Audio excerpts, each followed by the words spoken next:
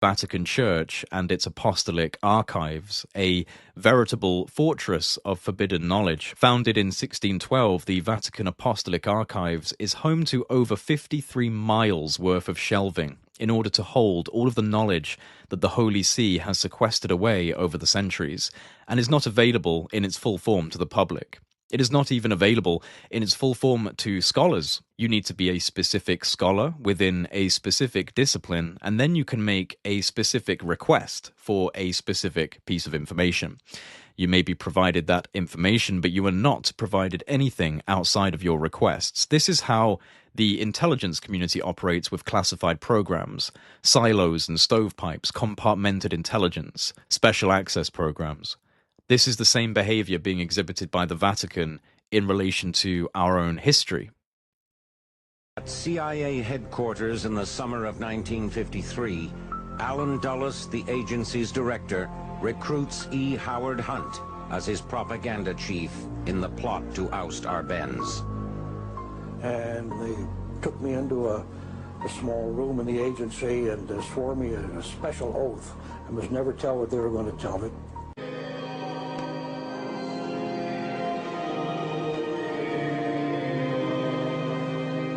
The Americans' strongest ally inside Guatemala is the Catholic Church.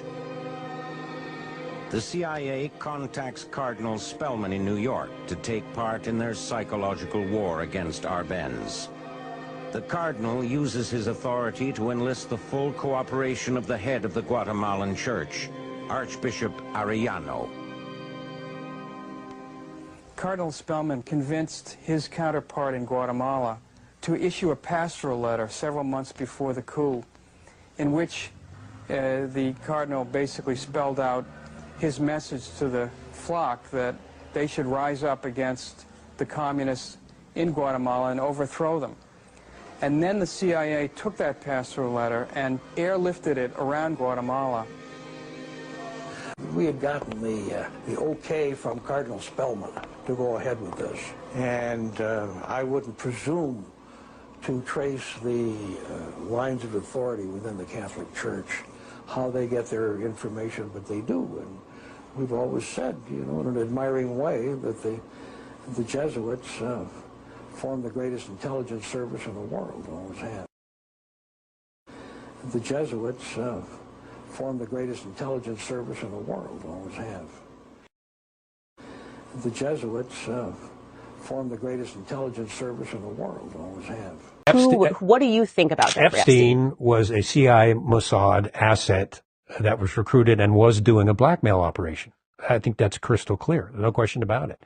So pretends to be the party guy, just like Diddy. Drugs, cameras, drugs. The CIA, as part of MKUltra, had Operation Climax, where they would lure Johns in with drugs and prostitutes, and then this drunk CIA schmuck would sit on the opposite of a two-way mirror and take notes on what, just evil, wicked stuff. And that's what they're using Epstein for, was blackmail operations. And they got some pretty high-level people snared into that. And they haven't released the entire list of close Epstein confidants, but, Israel's former prime minister was one of them. Barak? Yes, they got a picture of him visiting Epstein at his New York apartment.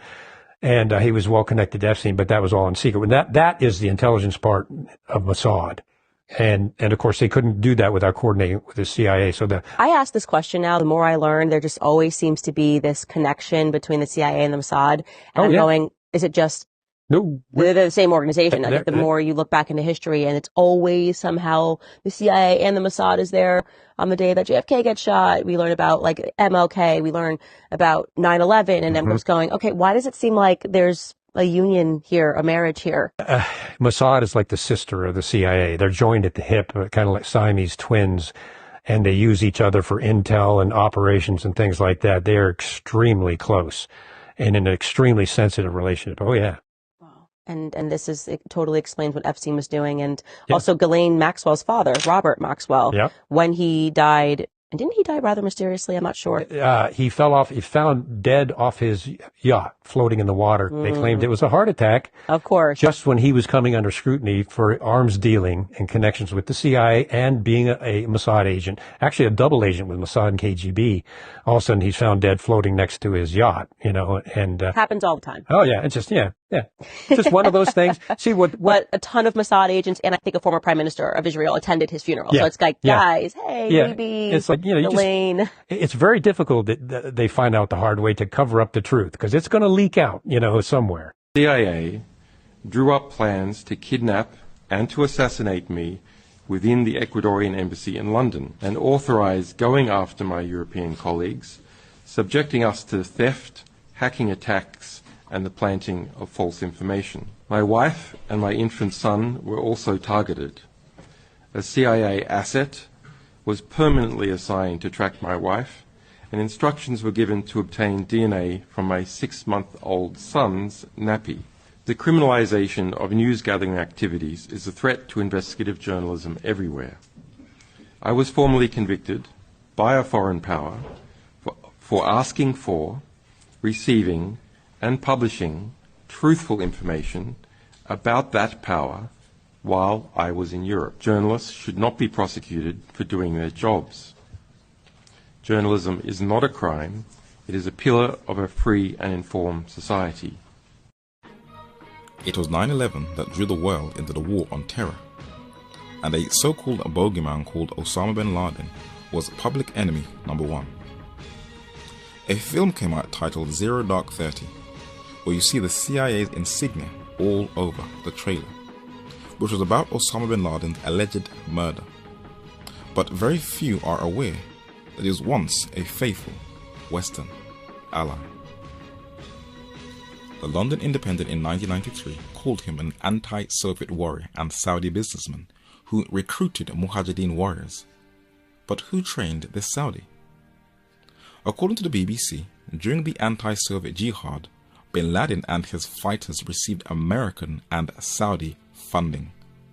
Some analysts believe bin Laden himself had security training from the CIA. And from then to this day, the Central Intelligence Agency, the CIA, seems to have played a very central role in aiding and abetting Islamic terrorism, staging coups and infiltrating some of the most brutal jihadi groups who act out most of their brutality not on the West but on Muslims, destabilizing that region, creating endless lies and breeding more angry men, women and children. The Turkish government believes both the CIA and FBI were behind the coup in Turkey. Whether it is true or not, only time will tell. But as the West meddles more in Central Asia state affairs, it will have repercussions that is called blowback. When someone is killed in the West by an outsider, there is outcry. It is called a crime against humanity. People cry, march, protest, burn candles, hold a vigil in the streets. Governments vow vengeance, and many Christians repetitively chant, "These are the end times. Jesus is coming soon." But when hundreds and thousands more are killed in the East by the exact same foe, with far worse collateral damage, we go on about our everyday lives like nothing has happened. And no one seems to say, "Oh, these are the end times." Their lives seem insignificant to us.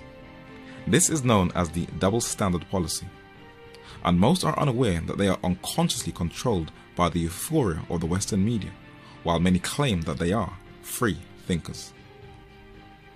These atrocities have been claimed by Islamic State, where most of their killings have taken place, guess where? In the Islamic world. But many have been asking some serious questions. Where did these black flag waving jihadis get all of their Toyota trucks from? It sure wasn't from eBay. They have been supplied from a source that is keeping itself very quiet.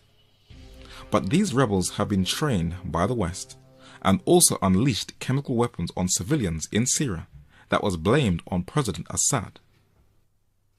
John McCain, who has his hands tied in with Iranian finances, has been exposed as assisting these jihadis, That is why the narrator does not take politicians seriously, for the New York Times said he is tied to ISIS. Though ISIS may have threatened Israel once, many have wondered why they have not attacked the state of Israel. The Israeli intelligence chief said, "We do not want ISIS defeated in Syria." That's weird. And the Israeli defense minister in the Washington Post said, if he had to choose between Iran and ISIS, he'd choose ISIS? That is why Iran believes ISIS is a tool manufactured by the United States to destabilize the region, as well as in Iraq, who also believe that they are a group that works alongside the CIA. Are these just conspiracies that run throughout the Islamic world, or is there some truth in them?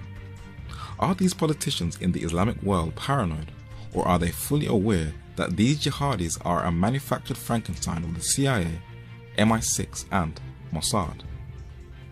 Well, let us check out Saudi Arabia. Some are aware that to combat terrorism, the West should stop supporting Saudi Arabia. For Hillary Clinton knows that it is a critical source of terrorist funding. But as the New York Post records, US and Middle East business interests are deeply tied. For it records that in the wake of Orlando, Hillary Clinton called out Saudi Arabia, Qatar and Kuwait for funding extremist organizations and supporting radical schools and mosques all over the world. What she didn't mention is that all three also fund her. The Saudis have not only given $10 million to $25 million to the Clinton Foundation, they also donated $10 million to help fund Bill Clinton's presidential library. Saudi Wahhabism is the ideological foundation for Islamist terrorism, especially ISIS, who can trace their whole philosophy to the Arabian Peninsula. And the narrator has never been drawn into the hype of the global war on terror.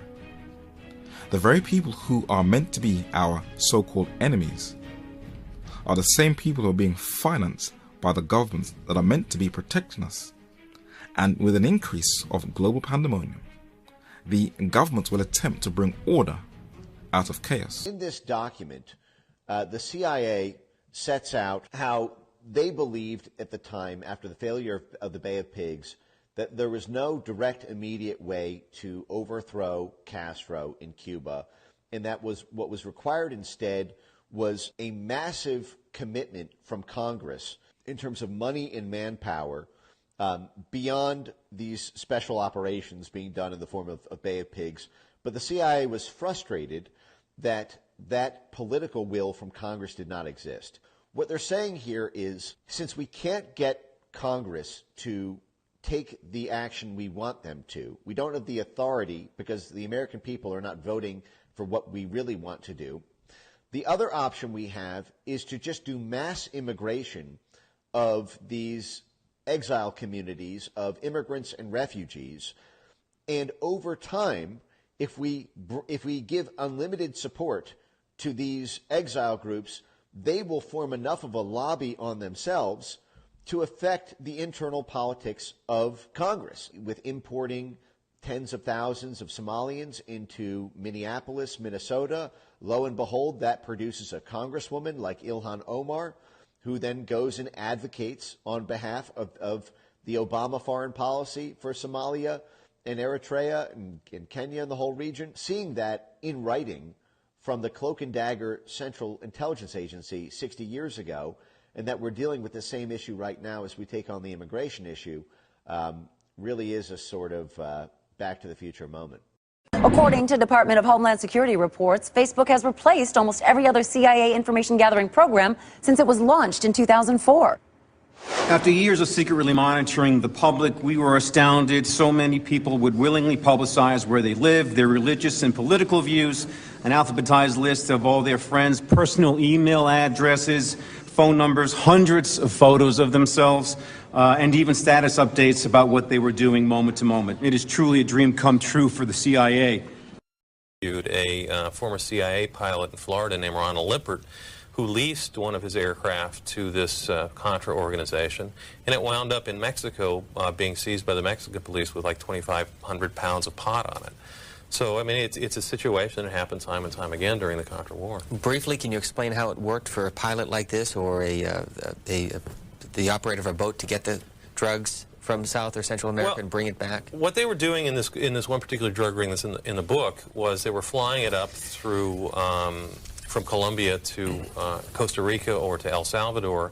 It would be offloaded from smaller planes onto either military aircraft in San Salvador, or it would be flown up, and in that case they would be taken to this base outside of Fort Worth. At least that's what the evidence suggested. In other cases, they would load him on, like he said, Colombian freighters, and in the case of this drug ring, it was the Grand Colombiana line, and they would ply the waters off the coast of California and Oregon and Seattle, and go into these ports and literally dump cocaine overboard, and frogmen would swim it ashore, and that gave the one of the famous cases in California that I write about in the book is called the Frogman case, and it was the biggest drug seizure in California history. Dark Alliance, the CIA, the Contras, and the crack cocaine explosion. By the way, there's also a foreword by a California Congresswoman, Maxine Waters. Why did she write the start of the book? Well, because this impacted most heavily in her district in South Central Los Angeles, and she has been the leading congressional advocate for an official investigation. I mean, essentially right now we've had investigations done by the suspects, the CIA, the Justice Department, and she's pushing for a quote-unquote real investigation by an outside agency or an outside body. It's being touted as the biggest drug bust in Canadian history and probably the most dramatic. A story covering 2 continents, a plane chase, and up to $1 billion worth of cocaine. This was a big case. I considered it the largest case I'd ever worked. We did not know anything about the pilot. 23 years for the pilot Boulanger. His name is Raymond Boulanger. Raymond Boulanger. Well, I don't regret it. It was a hell of a lot of fun, let me tell you. It was quite a ride. I was involved in a lot of different operations. Operations supervised by the CIA. I used to think the CIA were the good guys, and then you start to realize the more you work for them, well, we're not the good guys. We're actually the bad guys. I talked with Pablo many times, and he was well into the CIA. They were all in bed with him. Cocaine. That's when it got interesting. I was considered one of the biggest traffickers at that time. They asked me if I can help him, and I did. The cartels have a history of violence, a wide trail of destruction and death. Bad people. It's the Far West. It's all part of the game. Plots and others. You tell the story about how you tried to find out what they call the Mossad when they deal with publicly? I thought it was a reasonable question, but the trouble is you can't pick up the phone book. There's no Langley in Israel that you can look up, CIA, or in our case, the Mossad. We thought we should ask, what shall we call it in English? You can translate the Hebrew words, as I said, Mossad is institute, but when they write a letter to their friends in the CIA or the British intelligence, what do they call themselves? It took a while. It was a matter of asking the Prime Minister's spokesman. The best you could do, because officially the Mossad is under the Prime Minister's office. And I think he sort of wondered why you want to know and all that, so we explained. And he came up with the Israeli Secret Intelligence Service. I mean, if it were to have initials, it would be ISIS. Just simple words like that. Interestingly enough, kind of a British model. Agent.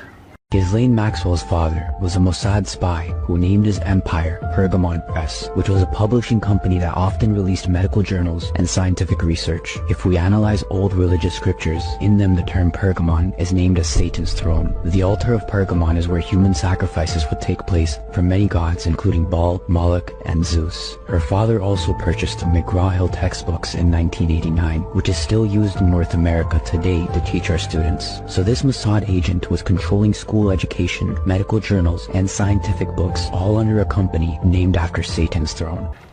How did you convince Hezbollah to buy this?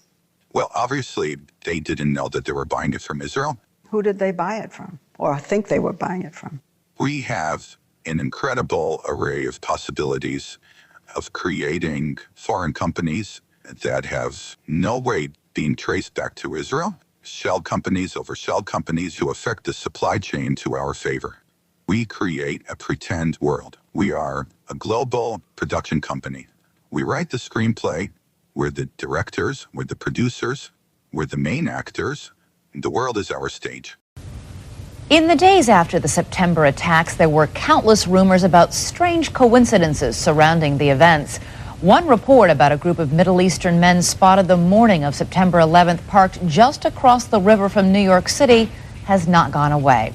Investigation of their presence has led to questions about whether Israel was conducting espionage on U.S. soil. We're joined now by ABC's John Miller with an exclusive report this evening.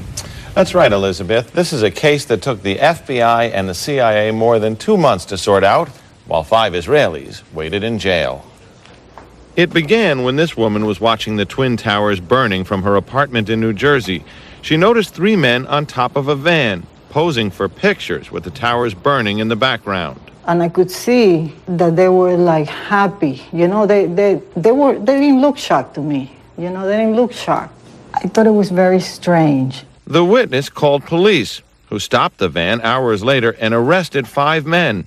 All 5, it turns out, were Israeli. They were turned over to the FBI. Sources tell ABC News during a check of national security databases, some of the men were listed as having had connections with Israeli intelligence. At the FBI, that set off alarm bells. The FBI needed the answers to 3 important questions. Who were these men? What brought them to that parking lot on the morning of September 11th? And did they have any advance knowledge of what was going to happen that day? The men said they were just taking pictures at the time. They said they worked for a company called Urban Moving. The FBI obtained a search warrant for the company's offices. 2 SUVs were filled up with between 9 and 12 boxes and computers. Not long after the arrests, the offices of Urban Moving were simply abandoned. Almost everything was left behind. In jail, the 5 Israelis were repeatedly interrogated and given lie detector tests. Stephen Gordon was their American lawyer. They were asked questions if they had ever been approached by or hired by any non-United States intelligence community. While there is still some debate among American intelligence officials, many investigators believe some of the men were part of an Israeli operation aimed at monitoring radical Islamic charities that support groups like Hamas, something lawyers for the 5 men and the Israeli government strongly deny. These 5 Israelis were not involved in any intelligence operation in the United States. The story is simply false. In the end, the FBI concluded there was no evidence that any of the 5 men had advance knowledge of the September 11th plot. After 71 days, the 5 Israelis were deported, leaving some ruffled feathers among both U.S. and Israeli officials. According to federal officials, the 5 men have been barred from returning to the United States for 10 years, they say because they violated immigration laws. Bottom line, John, is there any evidence any of these 5 men knew about the September 11th attacks before they occurred? The FBI spent a great deal of time examining this question. It does not appear that they were in place taking pictures before the planes hit, but shortly thereafter. And they say they haven't uncovered evidence that any of these 5 men, and they did their backgrounds, they searched apartments, they telephone records and so on, had any advance knowledge of the attack. And while the FBI or certain sources might believe that, in fact, they were Israeli intelligence, they don't believe that the U.S. was a target, that they were actually investigating Muslim groups? They believe if this was an intelligence operation by Israel, that it was focused on the Islamic groups and charities that raise money for groups that are considered by U.S. law enforcement and others terrorist groups. And you'll note that after September 11th, the U.S. moved on many of these groups with indictments, arrests, raids on their headquarters, something that hadn't happened prior to this. These are groups that Israel believes have been funding Hamas and other terrorist organizations. Groups that are responsible for most of the suicide bombings there. All right, John Miller will have a full report. You can see it tonight on 2020 at 10 o'clock Eastern. Really less than 2 days after the October 7th false flag attack happened, I did a full video exposing it all, how it was all a false flag. It was that obvious. And in the days following that, I found out that the Nova Music Festival was moved right beside basically Gaza the day before. It wasn't supposed to be there.